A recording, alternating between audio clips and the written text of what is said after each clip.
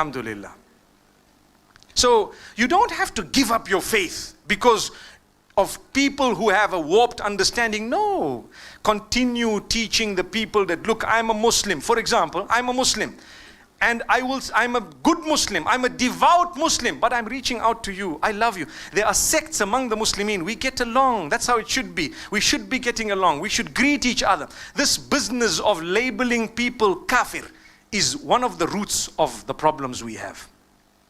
And that does not exist only with one sect. Trust me, it exists with many, many sects. When you have a difference, say, no, this one's a kafir. Why? For what? Why use heavy terms? Obviously, this might be understood by the Muslims more than others. But we know it's a problem because the minute you label someone with these labels that are so heavy, do you know what will happen? It creates a sense of going back to some rulings in the hearts of some of the Muslims. And you know the ruling of apostasy, for example. Some of them have made mention of some harsh rulings. The problem is the people start taking the law in their own hands. That's where the problem is. A few days ago, I saw a clip on YouTube.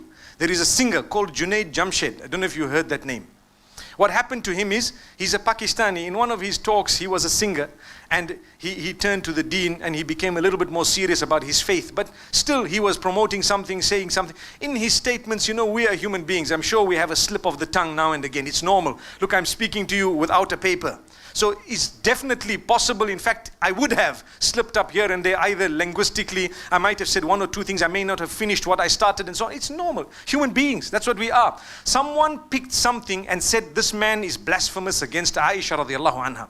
The man apologized and he did it publicly and he put it up on all forums. But 2 days ago, he landed at the airport in Lahore and a group of Muslims with big beards, they started beating him up. And they broke his glasses and they were hitting him. And he ran away as big as he is. And why? They said he's a kafir.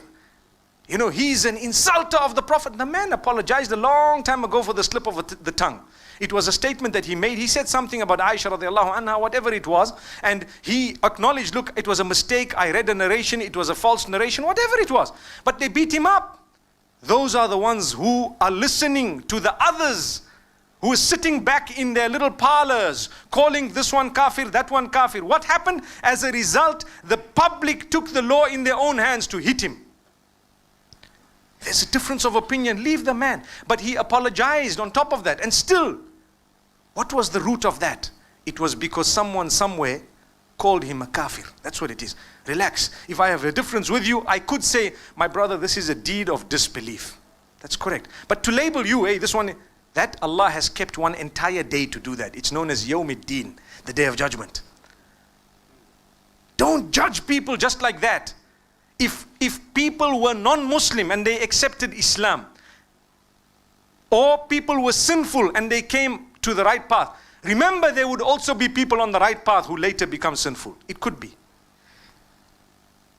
So don't be judgmental.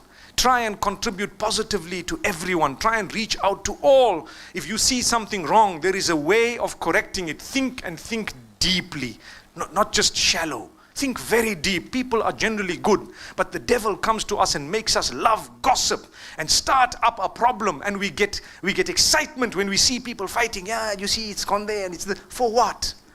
May Allah subhanahu wa ta'ala gather us together in Jannah the same way He has gathered us here. May Allah bless you all. Wa sallallahu wa sallam wa baraka ala nabina Muhammad.